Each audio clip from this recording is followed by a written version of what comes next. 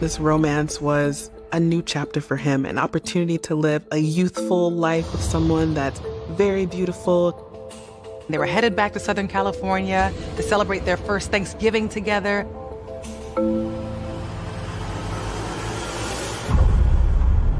The smell coming out of the bag was not something you can describe. So the coroner investigator comes out, and he said, "This is a human."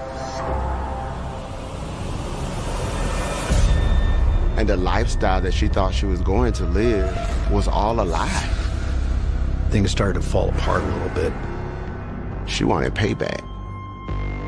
I did all this in 2 hours. Shut him up. That's strange. And not only strange, that is insane.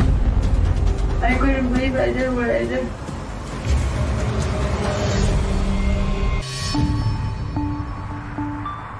In the city of Costa Mesa, the California dream is alive and well. Costa Mesa is a relatively small town, and it is sunny all the time. A lot of people will settle in Costa Mesa because they can be so close to the beach without having to buy really expensive property.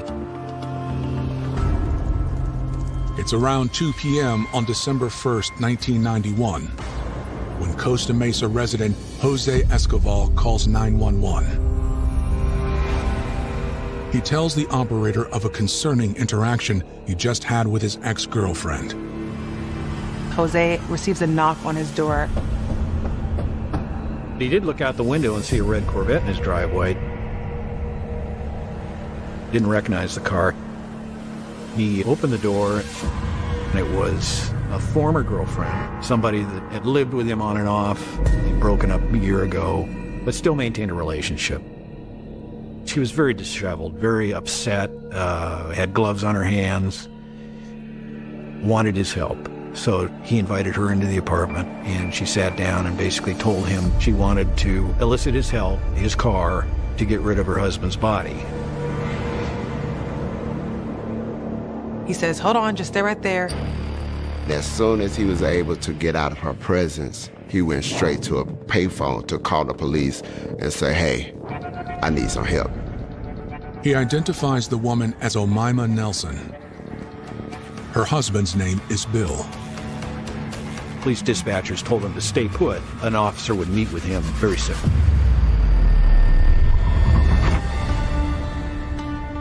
Born in 1935 and raised in Texas, Bill Nelson left a big impression. Bill was a flamboyant kind of a man. He drove a red Corvette.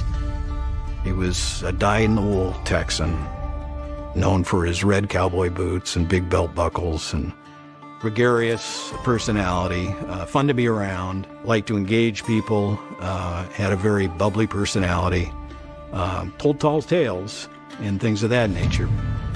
This guy was larger than life in more ways than one. I mean, we're talking 6'4", 230 pounds, wearing red cowboy boots and a red hat. And many people, they took to Bill.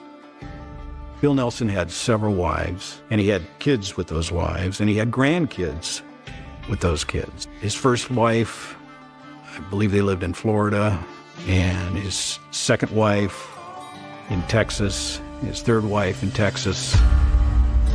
To earn a living, Bill was a jack of all trades.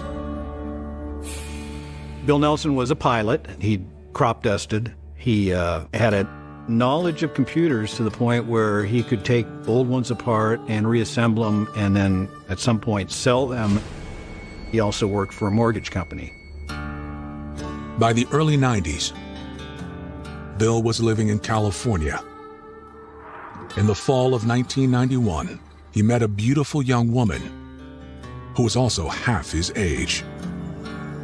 One night at the pool hall, Omaima, she walks in, just kind of perusing the place. He said, "Who is that? Those high cheekbones, that beautiful hair?" She was this Egyptian goddess, and he wanted to know more.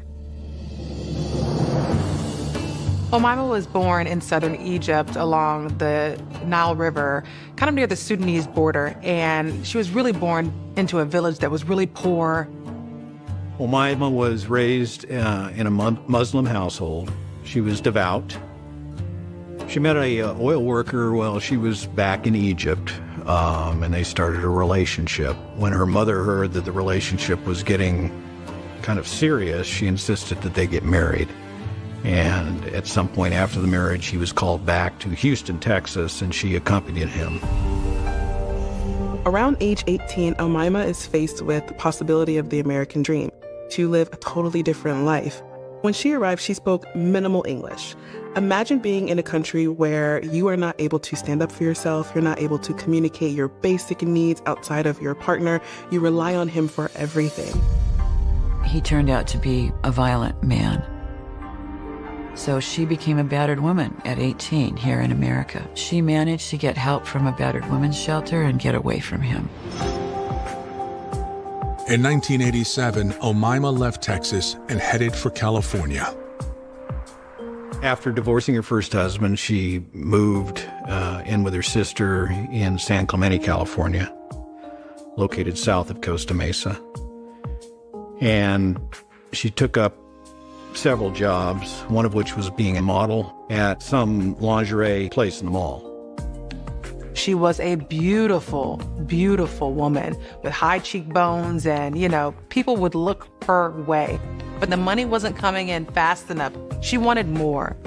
She was attracted to these older men. To her, they provided protection, they provided stability, and they provided money. Omaima had the belief that if she found a nice older man, that man would both take care of her and be kind. And at 23 years old, Omaima met 56-year-old Bill Nelson at a bar. She sees a big old statuesque guy. He was commanding the entire room, telling his stories, had everybody captivated. Bill wooed Omaima with his cowboy persona and promises of a better life. He may have mentioned that he, lived a lavish life, had a red Corvette, may have even owned a cattle ranch. For Mr. Nelson, I imagine this romance was a new chapter for him, an opportunity to live a young, joyful, youthful life with someone that's very beautiful. Once Omaima and Bill Nelson met each other, they were inseparable for days at a time, even a couple of weeks before he decided, you know what, I want you to meet my family. So they took a road trip to Arkansas and Texas, and that's where his family was. And on that trip, they made a big decision. He made the decision to propose to her, and not just propose, but within a day, it's time to get married. And he drove to Phoenix, Arizona, where a justice of the peace married him. The newlyweds continued their road trip, sharing the good news with Bill's family. Omaima was elated. She finally found a family that she felt like she gelled with. She really felt this sense of belonging thanks to Bill, her new husband. Following the road trip, the couple looked forward to spending the holidays together. They were headed back to Southern California to celebrate their first Thanksgiving together. But 3 days after Thanksgiving, Omaima's ex, Jose Escoval, calls 911 to report that Omaima showed up at his doorstep, asking him to help move Bill's body. Police dispatchers told him to stay put, that they'd have officers running over to his house on Monte Vista, but an officer would meet with him very soon. While Jose waits at the payphone, officers head to his home. When police get to Joel's residence, Omaima's inside. And one of the officers goes inside to speak with her, start asking her some questions. She's dressed all in black. She's got a black blazer on, black pants, even black leather gloves on her hands. When asked about her husband, Omaima says he is out of town. He'd spent Thanksgiving with her on Thursday, and on Friday he'd left for a business trip, and she expected him back the following Friday. Asked her kind of the circumstances around her connection to Jose, and she said she'd known him, past boyfriend. She'd come over to see if she could stay there because Bill was gone. There was another police officer, a couple of them outside, and that's when they spotted that red Corvette. We looked inside the Corvette. Officer Hogue spotted a 50-gallon trash bag, which was tied at the top, sitting on the front seat. So Officer Hogue removed it and set it down on the front yard grass and cut it open with a penknife. The smell is not something you can describe. On December 1st, 1991, a bizarre scene is unfolding at a home in Costa Mesa, California. Parked out front of the location was a Corvette, and Officer Hogue looked inside and saw a big trash bag that was tied at the top, sitting in plain view. Then Officer Hogue cut the bag open with a penknife he had. At that point, we could see a liquid substance in the bag, and the smell that was emanating from the bag was so powerful.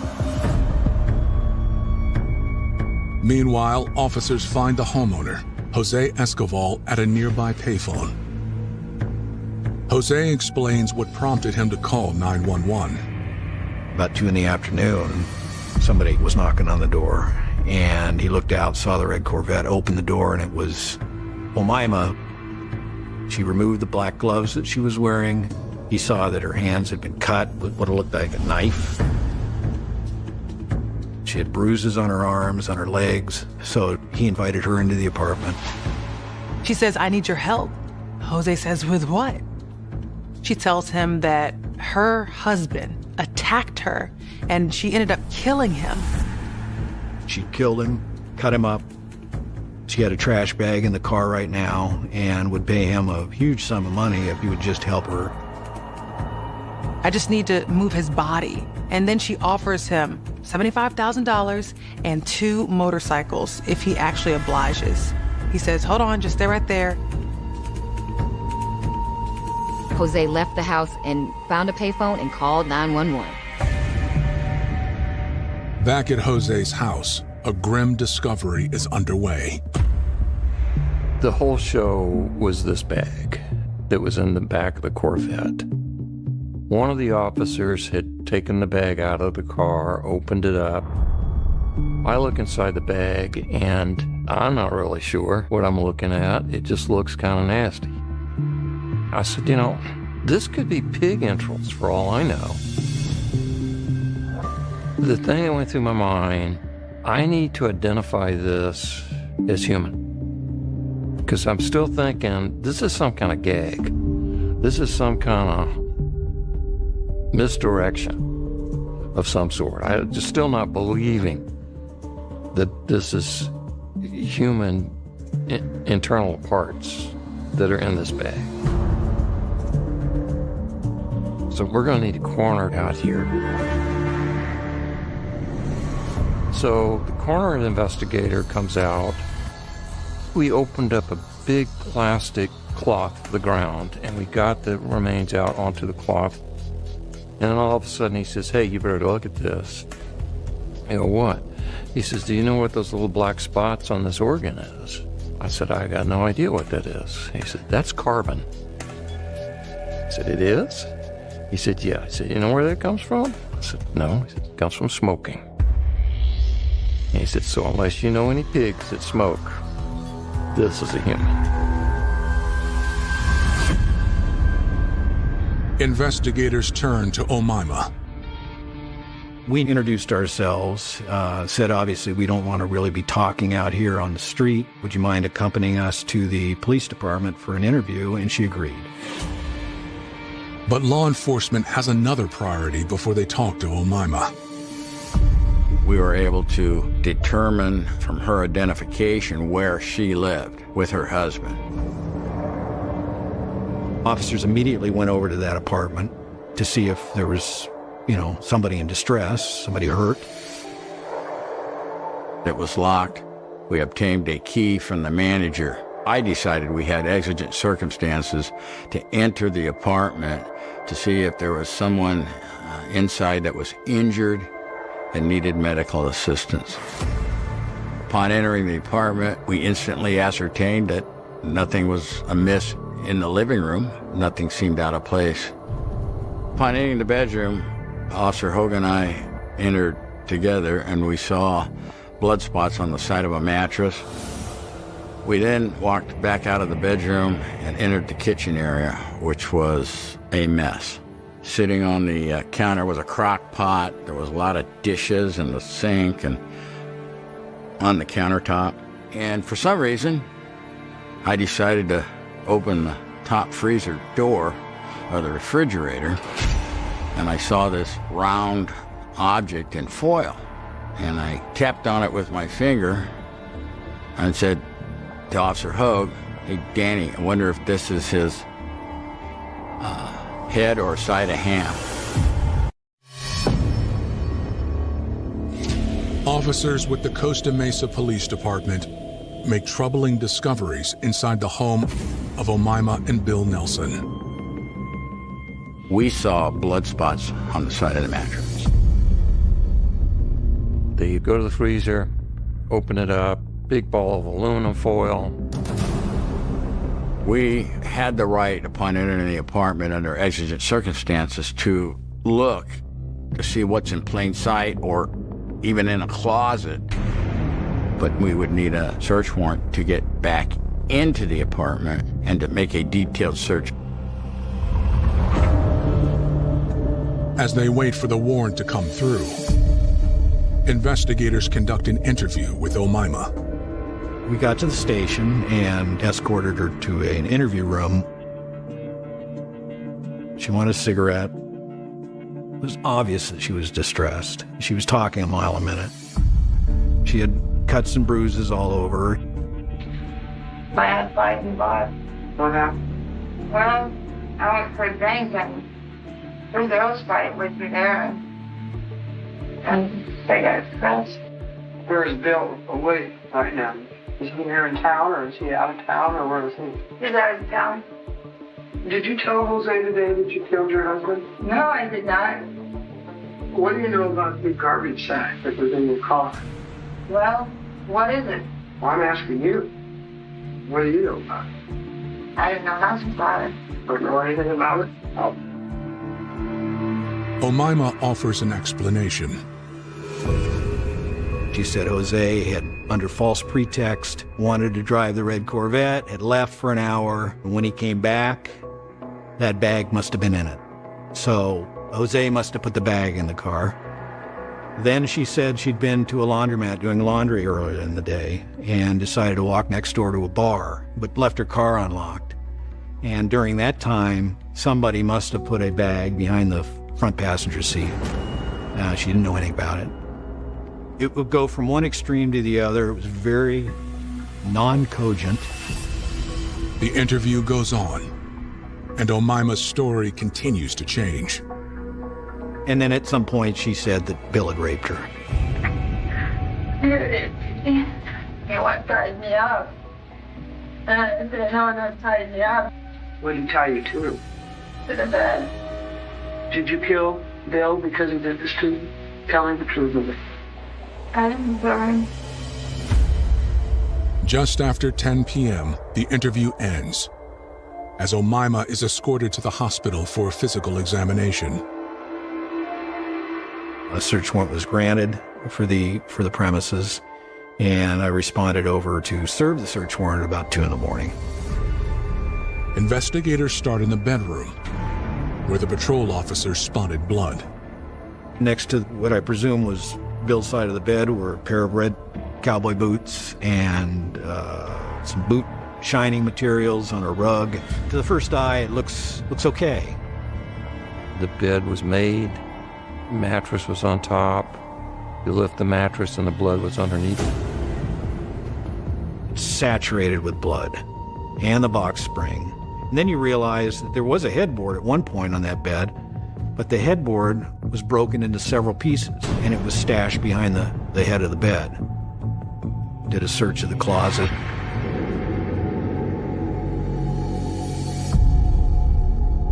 A small steam iron in the corner of the closet was broken. The handle was broken off of it. Wrapped up in newspaper in the closet was also a porcelain lamp that had been broken, and a crushed lampshade. Investigators moved to the living room. There was boxes piled up, computer parts piled up, laying around.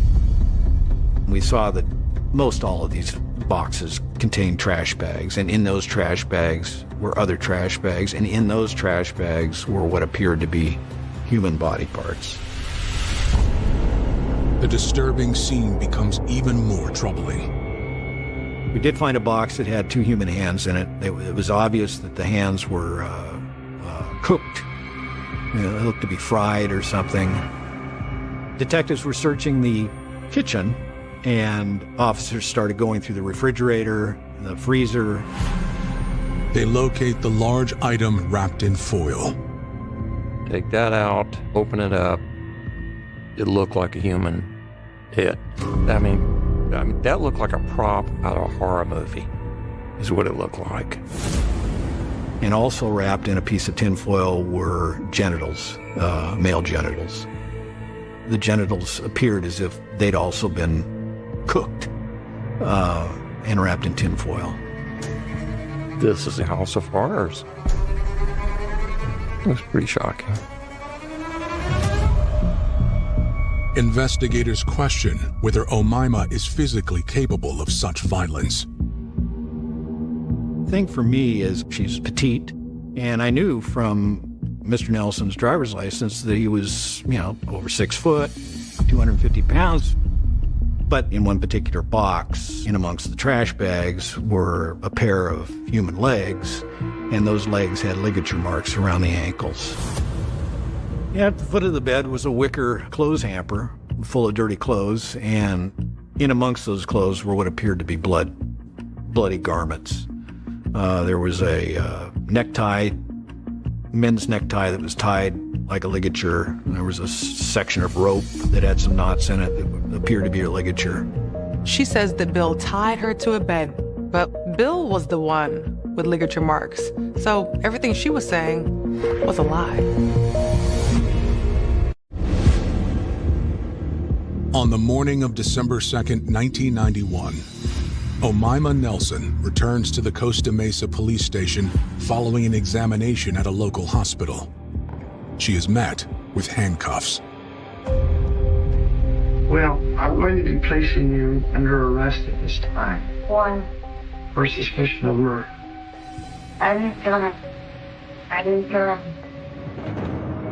I remember driving with my partner down to the coroner's office to witness the autopsy. We get to the coroner's office, and the watch commander calls and says, "Hey, Omaima wants to talk to you again." Just tell me what you want to tell me, and I'll listen. I think I did kill him unconscious. You think you killed him unconscious? Yeah, because he did this to me, and I couldn't believe I did what I did. Omaima claimed that her husband became physically abusive shortly after the wedding. She told police that she began to cope with the abuse through drinking alcohol and using drugs. During this time, she also told them that she started having visual hallucinations and auditory hallucinations, telling her to murder her husband. So all I remember that I hit him to self-defense or something. How did you hit him? I think I hit him with the lamp or something to get off me. How did you kill him?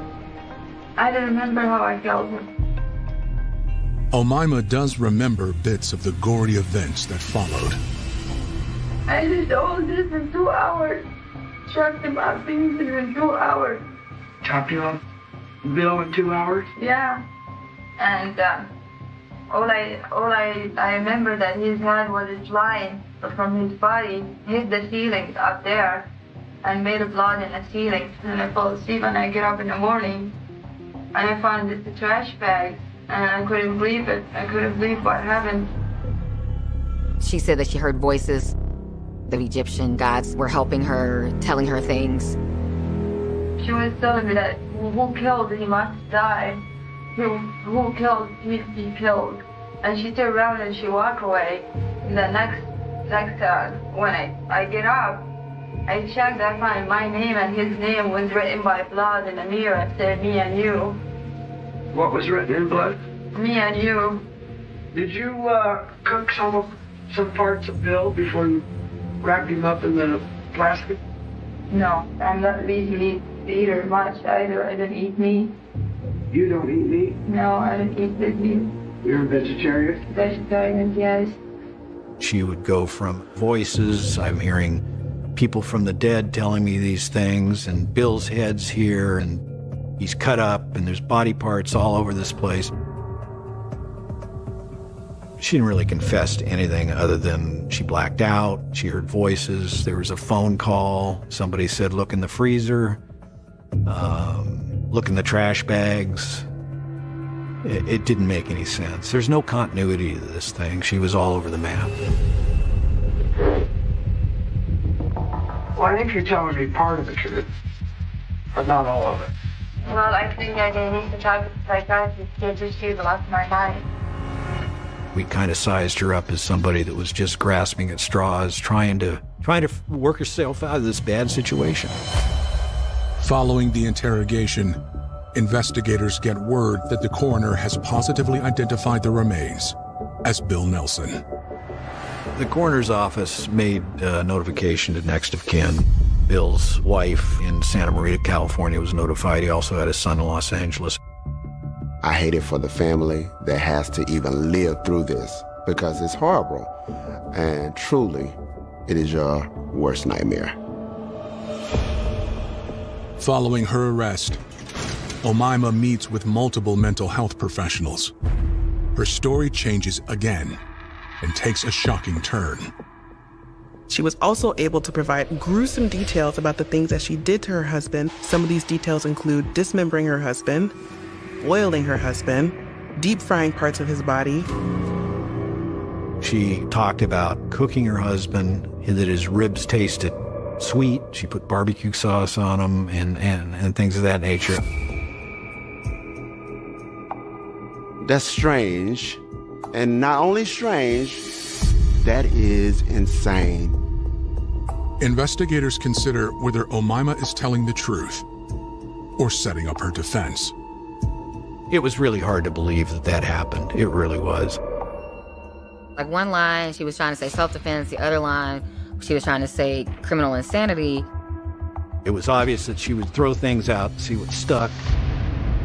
Omaima's attorneys hire their own expert. In interviews, Dr. Nancy Kaiser-Boyd delves into Omaima's upbringing in Egypt. She had a terrible childhood. She'd been sexually assaulted. Her father often beat her, and her stepmother there beat her also. In addition to her stressful home environment, she lived in a culture during a time where female circumcision was very popular. And so this is something that she experienced very young, at 7 years old.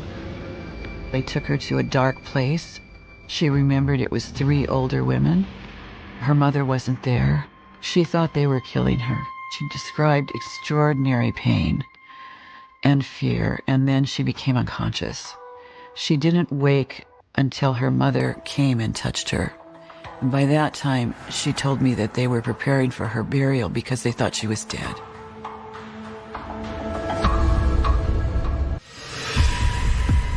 Omaima Nelson is behind bars, accused of brutally dismembering her husband of just a few weeks. In interviews with a psychologist, Omaima reveals she suffered sexual abuse, violence, and female circumcision. We had her examined by a gynecologist, and that doctor told us that her vaginal area had a lot of scar tissue and that sex would be very painful for her.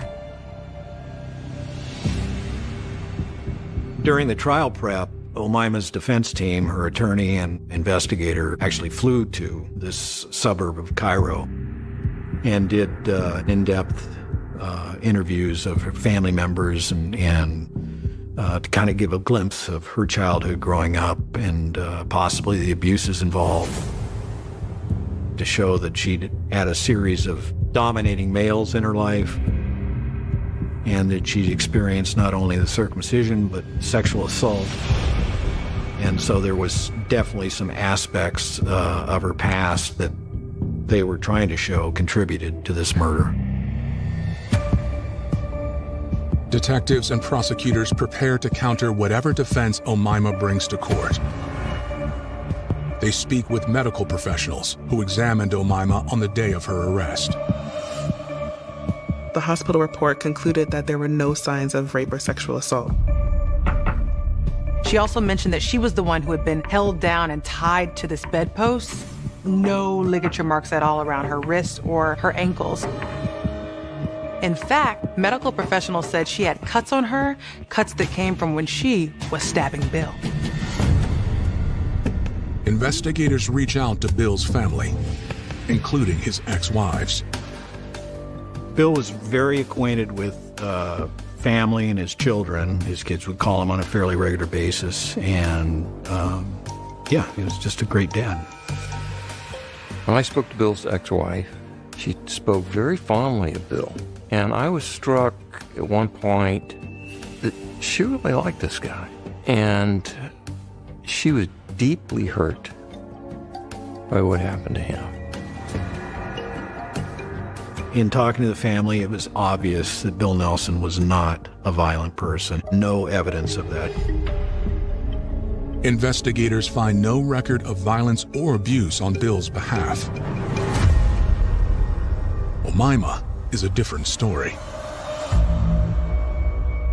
One incident included her going to the pharmacy and grabbing whatever she wanted out of there and stealing without paying for this stuff. 2 security guards were watching her, and when they tried to stop her, she got extremely violent with them, so much so she ended up attacking them so viciously that she bit the chest of one of the women, the female security guards. She bit her breast so hard that she almost bit it off, and she also grabbed the vagina of the security guard as well. As news of the gruesome crime spreads across the state, law enforcement gets a phone call. Robert Hansen saw the news report of Omaima's crimes against Bill Nelson. Mr. Robert Hansen, elderly, single, lived in an apartment, fairly successful business person. He met Omaima in a bar, and over conversation, one thing led to another, and she went home with him. Obviously, there was a relationship that started. At one point during their relationship, they were having sex, and they were doing what she likes to call kinky sex. She gets over there and ties him up, but instead of doing the kinky sexual thing that she promised, she attempted to rob him and pulls a gun on him.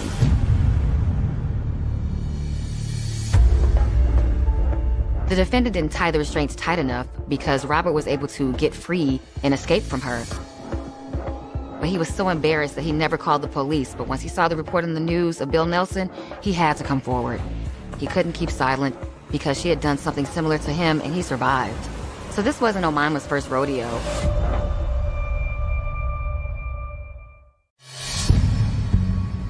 Over a year after the grisly discovery of Bill Nelson's body,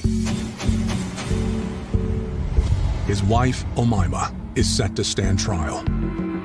When the case goes to trial, December 1992, prosecutors immediately try to paint Omaima as this woman who wanted this lavish lifestyle that she was promised by Bill Nelson, and she was entitled to get this lifestyle.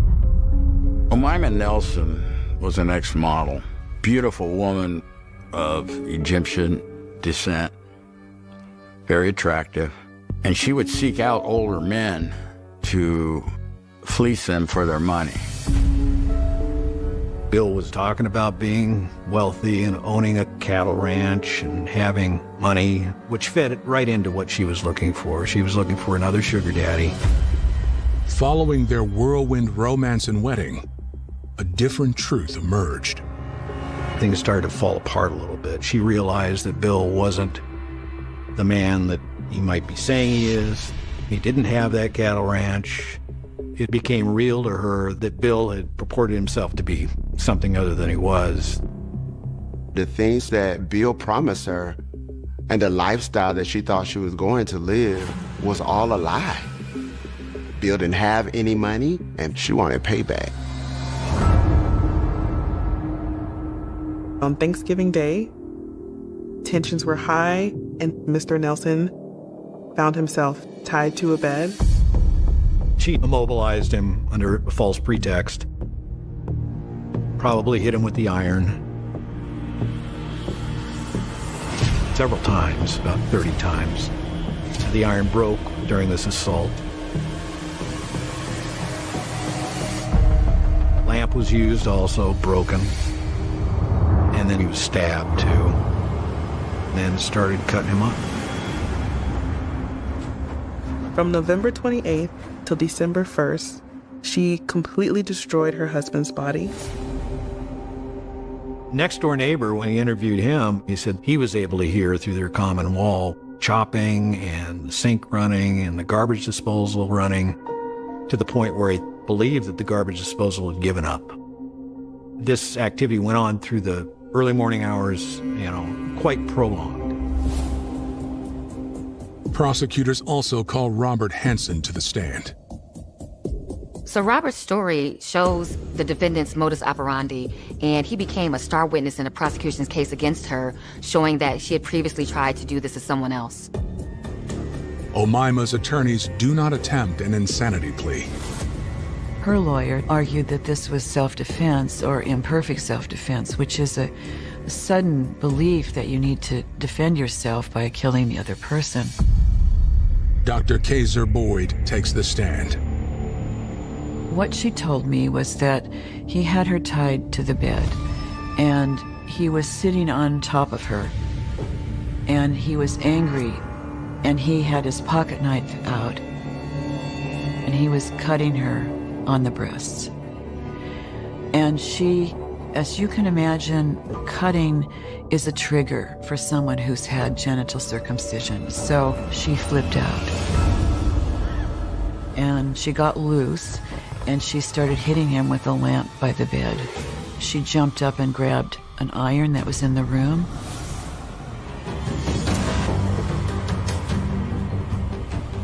And started beating him with that. She said he fell on the bed, and she stabbed him with scissors. She cut him up because she didn't want him to be able to enter the afterlife. The reason Egyptians wrapped their dead and mummified them was so they could enter heaven whole. She told me she hoped if she got to heaven, she would never see him there. Omima took the stand herself to testify in this case. And she began to share with them in a very emotional, heartfelt testimony about, first of all, her life and the continuous abuse and the trauma and the pain. She was a victim of sexual assault, of child abuse, of female genital mutilation, and all of this trauma, cumulatively over the years, contributed to her psychological stressors that caused her to do this. The jury deliberates for 6 days. I was on needles and pins. I didn't know what the outcome would be. Ultimately, they came and found her guilty with second-degree murder, and she received 25 years to life. But Omima's story doesn't end with the verdict. While in prison, Omima meets another older gentleman that's rich. And that relationship began to flourish. They became married. However, during the marriage, her husband dies, but he also leaves her with a lot of money. And now she was a radiant young woman with dreams of making it big in the beauty industry. She had hoped to open up her own hair and nail salon. She was looking to go to school so she could study cosmetology. There was just something that she felt passionate about. But in the pursuit of her dreams, she suddenly goes missing. Her phone just kept going straight to voicemail. I would love that. At this point, the family was growing increasingly concerned. Check the boxes. I just remember that night we couldn't get no sleep. Being financially secure. Did a new job put her in danger? A lot of women turn to exotic dancing as a way to make some extra cash. It was supposed to be a temporary thing. It wasn't just, I'm going to do this for the rest of my life. Or was the real danger closer to home? Dwayne, can we come in? Now's not a good time. He did not want to speak to them. He just wanted no parts of the investigation. And when a strange voicemail gives rise to new questions. Hey, honey. The voice, who she did not recognize, was saying, hey, I'm back in town. Give me a call if you want to get together. A twisted predator will be revealed. I'm kind of hoping you'd call and tell me that we found our little missing friend. I got to think about what I can do to help out get this off my plate. He was getting real hinky. The phrase in police work that this guy's nervous about something. The detectives, he came in, he said, we found something. They described the property as almost like the devil's playground. We looked at each other and said, oh my God. It was one of those holy cow moments. March 15, 2007. It's Wednesday afternoon in East Hartford, Connecticut, a middle-class community settled just off the Connecticut River. East Hartford is a town of about 50,000 people. It's a combination of residential neighborhoods, middle-class folks, but you have some commercial areas and also really industrial areas. It's a place to raise a family, just a residential town. It's not known for much hustle and bustle. It's just a very nice area. For 29-year-old Monique Cooper, it seems like an ordinary day. But an unexpected phone call will prove otherwise. I was at home and my mom called me and she told me that Shemaya didn't come home. Shemaya Smith is Monique's 22-year-old sister who lives at their mother's house. According to Monique's mother, Shemaya never returned home after leaving for work the previous afternoon. She left for work around 3 p.m. on the 14th, and her mother hadn't seen or heard from her since. I'm like, that's not like her. And she was like, have you heard from her? I'm like, no, I'm gonna try to call her. So I hung up with my mom and I tried to call Shemaya, but her phone just kept going straight to voicemail. Hi, it's Shemaya. I can't come to the phone right now. Please leave a message. Come on, Shemaya. I don't understand why her phone going straight to voicemail. So I kept calling, we leaving messages. Shemaya, give me a call as soon as you get this. At this point, the family was growing increasingly concerned. I end up calling my mom back and I'm like, listen, I'm gonna call the police. Something's wrong. Hi, I need to report my sister missing. 22-year-old Shemaya Smith had a radiant beauty that shined both inside and out. She was nice. She was fun. She was very pretty. She was tall and pretty.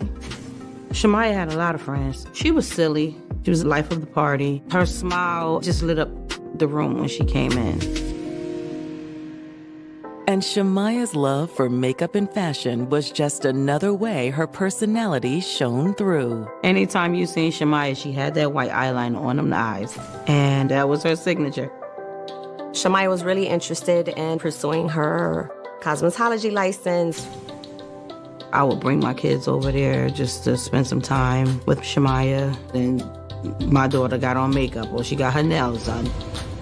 We'll just put on her stuff, like her heels and everything. It used to be so much fun. She had hoped to open up her own hair and nail salon at some point. She was looking to go to school so she could study cosmetology and achieve her dreams. To save up the funds she needed for cosmetology school, Shemaya started dancing at a local nightclub named Cahoots. So she was trying to work and get money so that she can pay and go to school. A lot of women turn to exotic dancing as a way to make some fast cash. You can walk away with hundreds, maybe even thousands after one night of work. So there was a means to the end. You know, it wasn't just, I'm going to do this for the rest of my life. It was supposed to be a temporary thing. Around that same time, Shemaya fell in love with someone new, 24-year-old Dwayne Butler. I believe they maybe met through a mutual friend. She took him very serious. He started staying with her at my mom's house. Looking good. Thank you. Looked real good up there. I'm so glad you were here. How much you make? Okay. You did your thing. He accepted her for who she was. He didn't try to make her be someone that she wasn't. You're a little tired. You ready to go home? Yeah, I'm exhausted. All right, let's go. He was very supportive, and he seemed like the type of guy who would help her reach her dreams.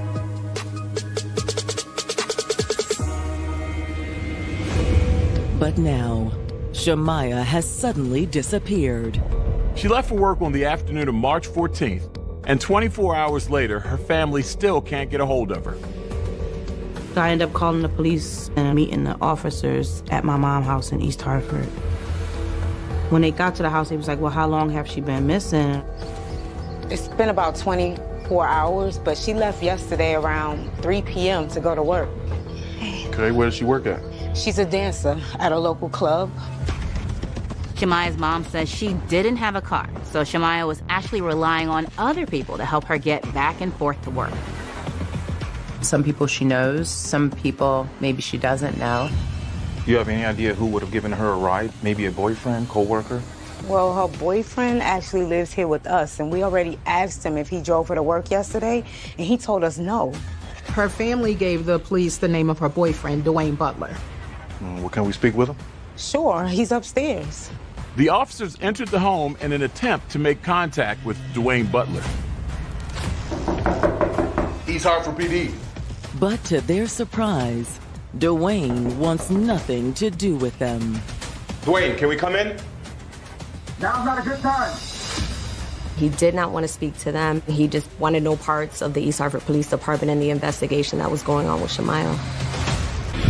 On March 15th, 2007, police in East Hartford, Connecticut are attempting to speak with Dwayne Butler regarding the disappearance of his girlfriend, Shamaya Smith. Dwayne, can we come in? Now's not a good time. He refused to come out of his bedroom, said he did not want to speak to them, and he just wanted no parts of the East Hartford Police Department and the investigation that was going on with Shamaya. We don't know if it's because of how he thought about the police like some people do. Maybe he was scared that they might bring up something about his past, but it seems sketchy to the police that your girlfriend would be missing and you don't want to talk to us. Doesn't seem like he's interested in speaking with us. We found that kind of weird at the time, but I mean, we liked him. We didn't have an issue with him. He's just a little wary of the police, but he already told us the last time he seen her was yesterday before she went to work, so he probably won't be much help. Since Shamaya is an adult and there's no sign of foul play, officers have their hands tied. Well, unfortunately, it's only been 24 hours, so there really isn't much we can do right now. What? Are you serious? It was like, oh, well, because she's an adult, we have to wait 48 hours. They need 48 hours to have passed before they can officially file a missing persons report. I'm like, 48 hours is too long. Anything could happen. So Monique decides to take matters into her own hands. I remember it like it was yesterday. And I got in my car, me and my 3 children, and we were driving to the news because I'm like, somebody got to say something. I need her face to get out there because somebody's seen her somewhere. I almost got into 3 car accidents trying to get to the news. But once at the local news station, Monique doesn't get the help she is hoping for. By the time I got to the news, they told me they couldn't put her picture out there because they needed to have police interactions or they had to get the information from the police department. To know in your heart something is wrong with your loved one, but no one is there to help you, it must have been heartbreaking. To be honest with you, in my opinion, they just didn't want to do it because she was black and nobody really cared. Even though the number of Black women that go missing in America is disproportionately high, their cases are less likely to be solved than those of white women. They don't get the media attention that we would like to allot to any missing person. They're underreported and as a result, undersolved. The family has to wait another grueling 24 hours without any word from Shamaya before they can officially file a missing persons report. It was a long waiting period. I slept on it that night. She was in my dream and she was telling me she was being held against her will. And I'm like, where are you? Where are you? And she's like, I don't know. I don't know. And in my dream, she was telling me she had to have sex with these different guys. So I immediately thinking that, she's being trafficked or something. The next day, when Monique and her mother are finally able to file the missing persons report, Monique informs police about the chilling dream she had the night before. I did give him that information because I felt like that was a sign or something. I don't know.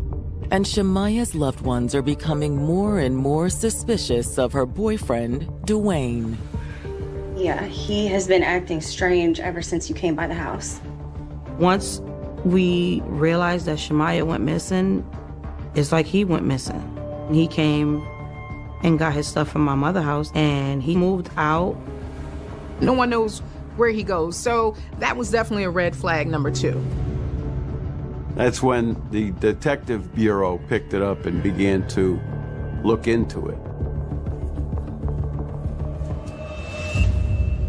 Fortunately, police are able to track Dwayne down at a friend's home where he's now living. He's brought in for questioning, and now he realizes he has to cooperate. So when was the last time you saw Shamaya? It was 14th. I told her bye before she went to work. He was the one that had seen her last before she left out that day. But he claims he didn't know who she left with. Did you see what car she left in? Nah, I couldn't see anything when she went out the door. The police detectives had questioned, like, how do you not even look out the window or check on your girlfriend if someone's coming to get her? I mean, look, we were close, right? But we weren't trying to, like, control each other or anything. I mean, she had her life, I had mine. So did you go anywhere, even the 14th after Shamaya left? Nope.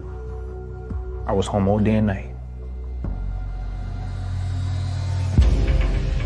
They're able to substantiate that Dwayne really was home during the time period when Shamaya disappeared. And you have no idea where she could be right now? No clue. I am starting to get a little worried. Based on the information that was shared by Dwayne, there wasn't anything that was substantial enough to keep him in custody, so Dwayne was eventually let go by East Hartford PD. At this point, Shamaya is still just missing, and everyone is hoping she's going to turn up. After wrapping up their conversation with Dwayne, investigators head to the nightclub where Shamaya works to speak with her manager. They asked him, did Shamaya report to work on the 14th? And he said no. No, she never showed up. Never called either. Do you know if she had problems with anyone? Fellow dancers, club patrons? No, Shamaya was pretty popular. I mean, all the other dancers loved her, and the customers loved her too. He was like, well, this one guy, he's usually always there when she's there. It was determined he had a history of also giving her a ride to and from work. What was his name? Marcus. Well, it goes by the name Tank. For detectives, this is just the lead they've been searching for. If Tank gave Shamaya a ride to work that day, but she never showed up for work, that might mean that Tank knows where she is now.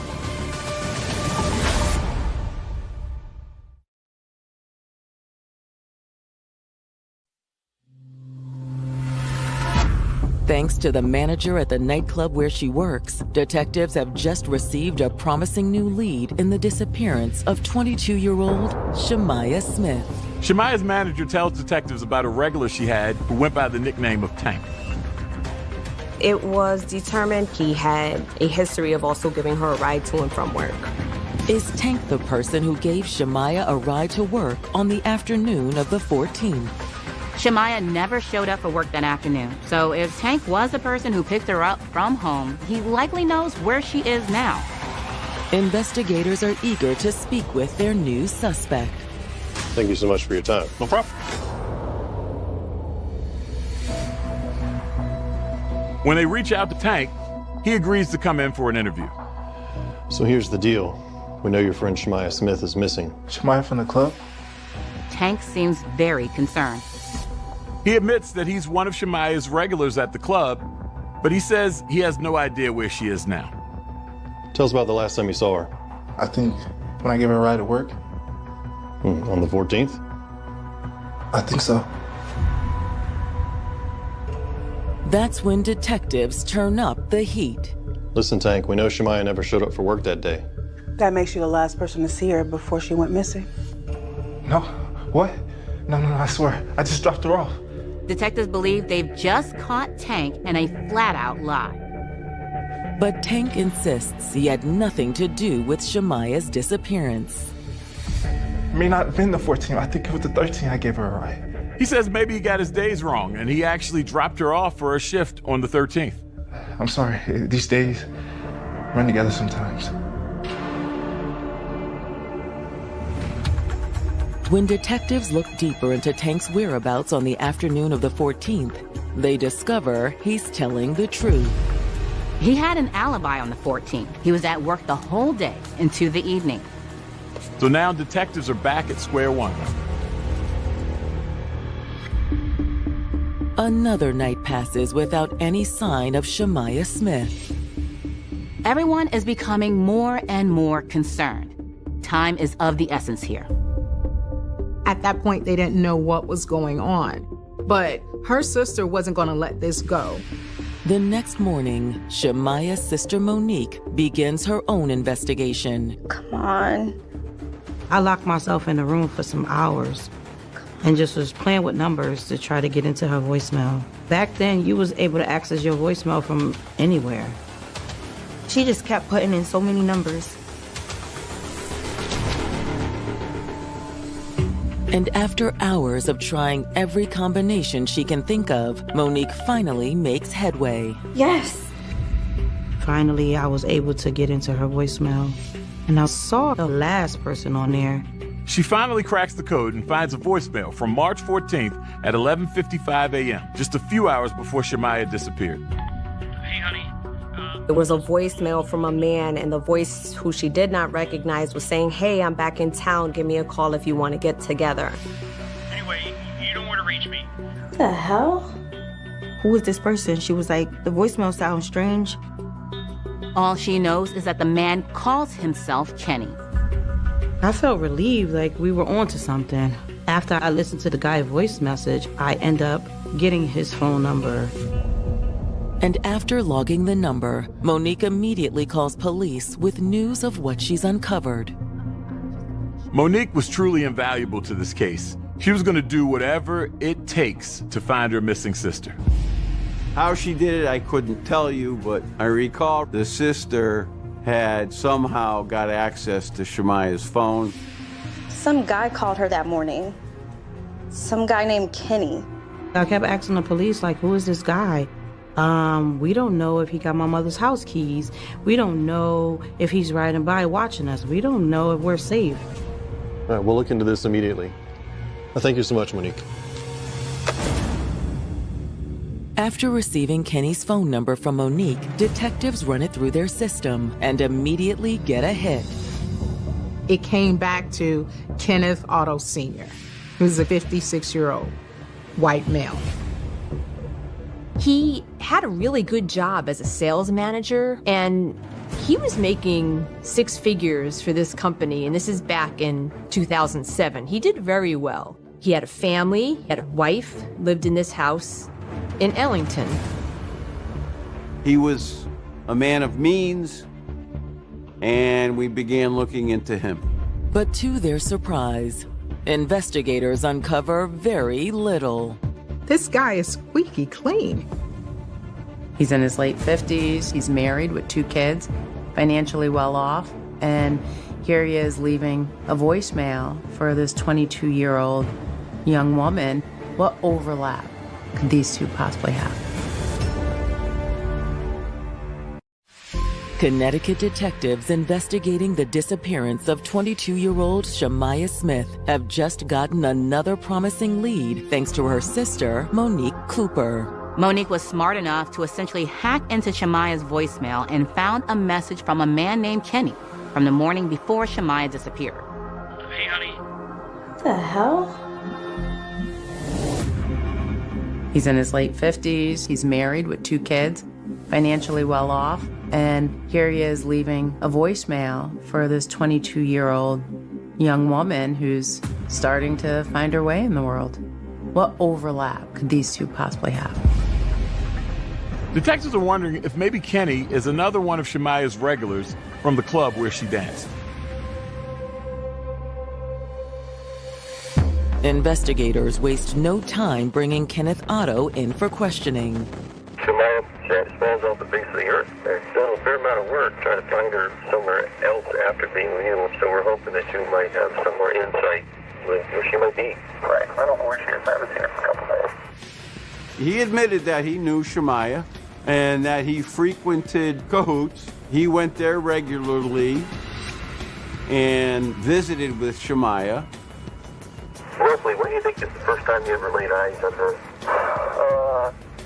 Or exactly, the end of January, beginning of February. Ken described his relationship with Shamaya as if he was almost looking out for her, almost trying to help her accomplish her goals. She's a really good kid. I mean, you know, when you sat and talk to her, really talk, a nice kid. I mean, she's not happy. She's never talking about being independent. She wants to be independent. She wants to be alone. She doesn't want to have to dance. She wants to go to cosmetology school, get her life together, that type of thing. It was pretty clear to us that he seemed interested in her, and he mentioned that he gave her money and that he was helping this young lady. Well, I gave her $500. I do that with some other people. If I believe somebody is real, I will give them the money. Male or female, yeah, I gave them money. I'm not a saint, but, you know, I don't have any problem. I can help somebody if they're really, if I believe they're willing to go forward, and that's good. You know, a couple $100 here, $100 there. He's trying to portray himself as just this magnanimous person. But investigators are wondering if there's another, more nefarious reason for Ken's $500 payment to Shamaya. Detectives asked Ken point blank if he and Shamaya had a sexual relationship. That day, she asked you for money, but she didn't proposition. No, because, you know, I can't get a hold of her. I had this cancer, and, you know, it's fun to fight, but it doesn't, you know, I don't do it. It was just such an off-the-wall comment. He kind of jumped right in. How many times did you actually spend any time with her outside of her work? We never really spent all that much time together. But Ken says that on the morning of March 14th, Shamaya reached out to him asking for a ride to work. He says he agreed to help her out. Hey, honey, how you doing? Hey, I'm good. Thanks for hooking me up. Anytime, sweetheart. I picked her up 3:30, 4 o'clock later, and I dropped her at Cahoots, right back on the highway, like, I don't know, 4:05. Mr. Otto was specific about where he dropped her off because we asked him, Mr. Otto, did you drop her in the parking lot or at the front door? And he said, oh, right at the front door. On the surface, Ken's story seems plausible enough, except for one thing. Detectives already know Shamaya never showed up for work that day. So if Ken's telling the truth, what happened after he dropped her off at the front door of the club? In an attempt to verify Ken's story, detectives obtained surveillance footage from the nightclub. There's no sign of Ken or Shamaya in the footage from the 14th. She never came in the front door, and there was no black pickup truck dropping her off at the front door. So we knew pretty much that Mr. Otto was being less than truthful. Is it possible he got his days mixed up like Tank did? Sure, but based on the surveillance footage, Ken hadn't been at the club that whole week. So that would have been a much bigger mix-up than a one-day discrepancy. Despite Ken's suspect behavior, police still have no proof Shamaya was a victim of a crime. Maybe Ken is just being cagey because he's trying to hide this from his wife and doesn't want her to know he's been spending time with a 22-year-old woman behind her back. But in the following days, Ken's behavior becomes more and more erratic. He contacts one of the detectives and sounds as if he's trying to bribe the police to drop the investigation. Please leave a message. Hey, Donald Olson, Ken Otto. Maybe we can work something out over the phone. I was really kind of set back. I was kind of hoping you'd call and tell me that we found our little missing friend. Anyway, you know, I got to think about what I can do to help out get this off my plate. Because, I don't really want to be active in this. So, all right, I'll talk to you. Take care.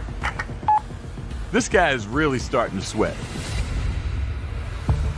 Now more than ever, detectives are convinced they're on the right track. They get a hold of Shamaya and Ken's phone records.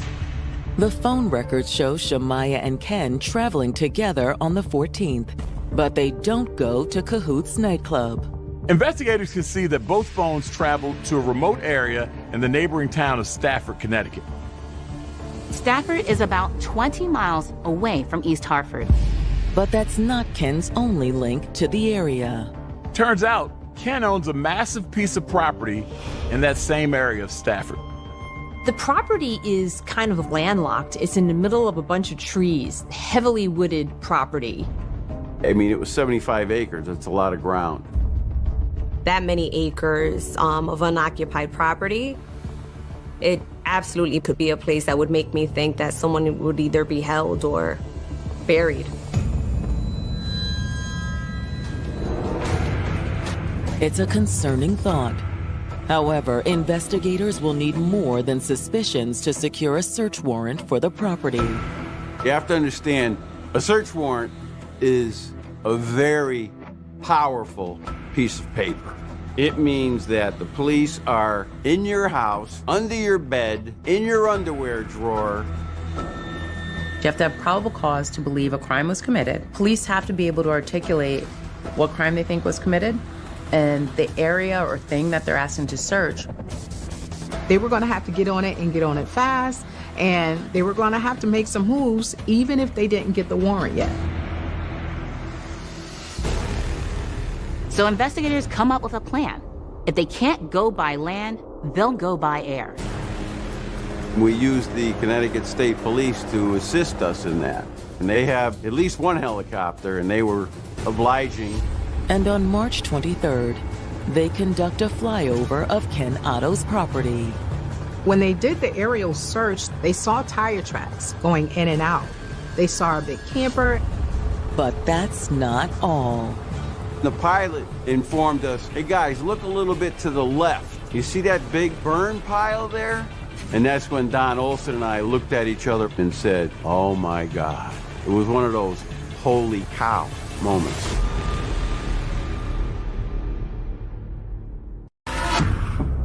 On March 23, 2007, investigators in East Hartford, Connecticut have gotten one step closer to locating missing 22-year-old Shamaya Smith. Police believe an older man named Kenneth Otto, who Shamaya recently became involved with, was the last person she was with before she disappeared. He also owns a huge piece of remote land in a nearby town of Stafford.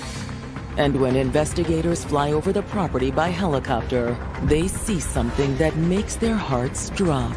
The pilot informed us, hey guys, look a little bit to the left. You see that big burn pile there? And that's when Don Olson and I looked at each other and said, oh my God. It was one of those holy cow moments. Without a moment to waste, investigators decide it's time to make a bold move. There are exceptions to that warrant requirement, and one of which is if there's exigent circumstances. It means you don't need a warrant because the feeling is that someone's life is in danger and there's no time to go get a warrant. So based on the detective's suspicion that someone may be in imminent harm, they decided that they would move forward with searching the property. And when investigators begin examining the burn pit, they make a gruesome discovery. They found teeth, they found pieces of bone, and they found a piece of a foot, a human foot, in that fire pit. Police also found 3 spent .40 caliber shell casings in the fire pit, along with what looked like some sort of house key. Inside the nearby camper, there's more evidence that something terrible happened here. You could see 2 chainsaws on the table. They found a mop with blood on it. They also found a piece of carpet with blood on it. And they found a vacuum bag that also had blood on it. The detectives described the property as almost like the devil's playground.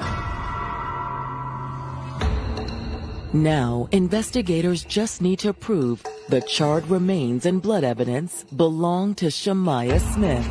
So police sent the remains to a lab in Connecticut to be analyzed. Meanwhile, detectives head to the home of Shemaiah's mother.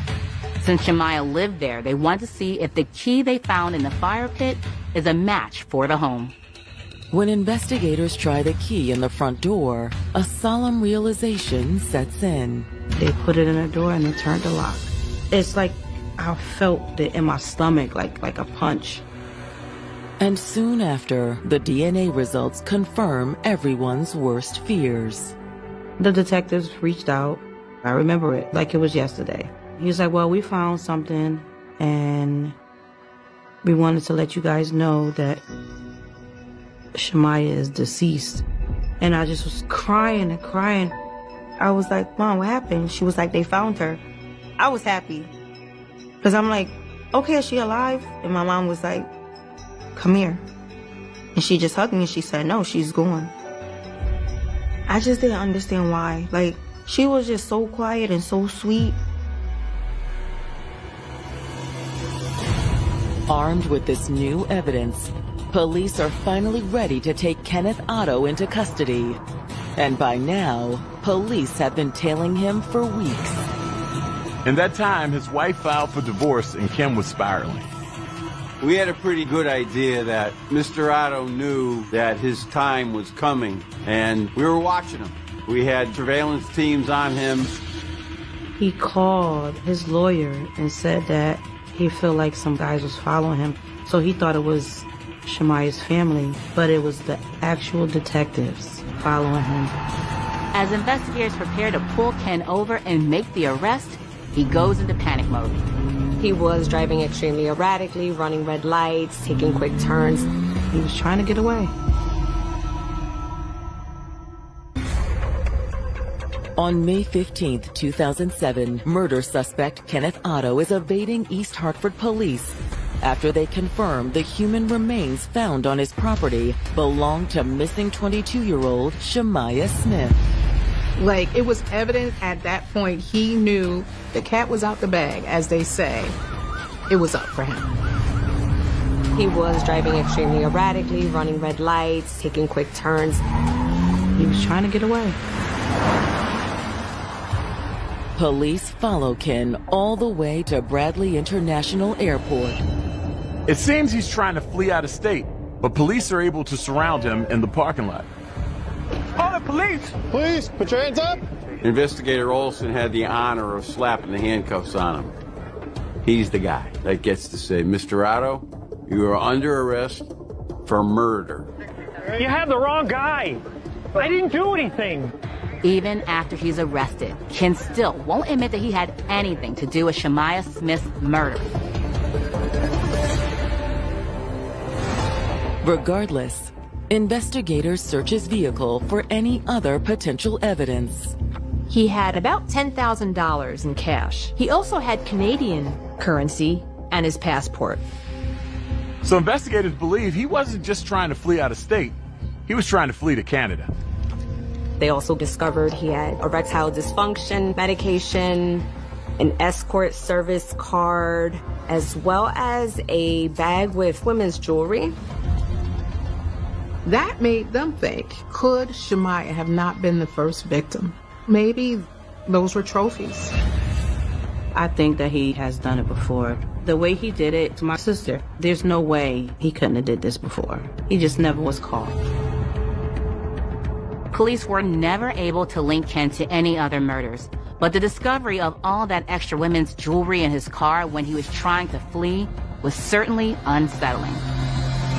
Kenneth Otto is charged with 1 count of murder and 2 counts of tampering with evidence. We booked him, took all his property. He had a very high bond that he could not meet. I want to say at least $1 million, maybe more. When Ken's trial begins in November of 2008, prosecutors lay out what they believe happened on the afternoon of March 14th.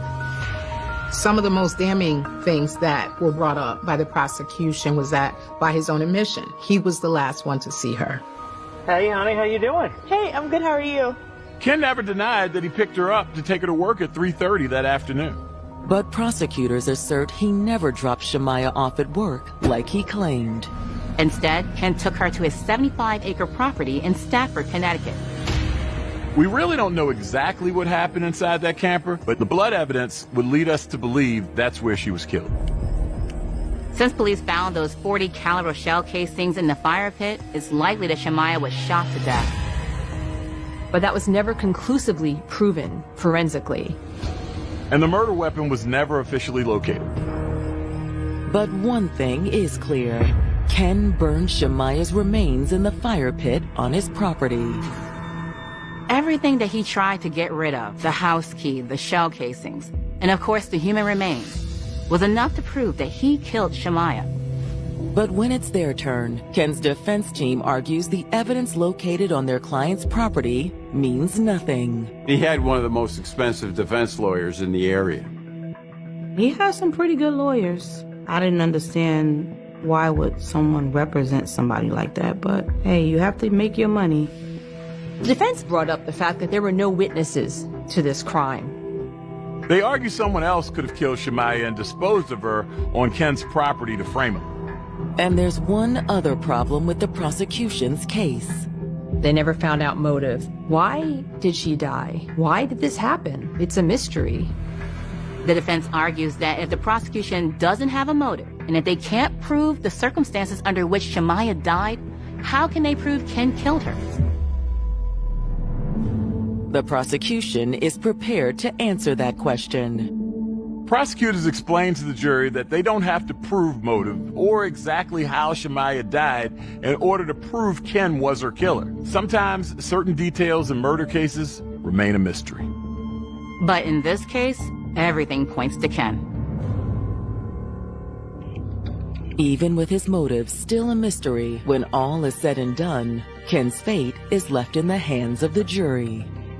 On December 9th, 2008, the jury in Hartford found Kenneth Otto guilty of murder and 2 counts of tampering with evidence. He received 60 years. So that's basically life sentence all day long. He ain't coming out of there. We all kind of screamed in the courtroom and was crying. It was just a sign of relief and justice. When Monique reads her victim's impact statement, Ken remains stone cold. He showed absolutely no emotions. He had a smirk on his face the whole time. He didn't speak, even when I was asking questions like why, what was her last words, what did she say? He said absolutely nothing. He just sat there with a smirk on his face. For Monique and all of Shemaya's loved ones, the question of why continues to linger. It's still a lot of questions. Still to this day, I have questions that I wish could be answered. I'm still intrigued that they don't know anything about motive. You'd think that all this time he's in prison, he'd at some point say, let me just come clean and, he's in jail anyway. But no, he never did. If my sister was here today, I'll just hold her close and wouldn't let her go. I miss her. I wish she was here to see my kids. I wish she was here to see how much I've grown. I just wish that she was here to just witness so much.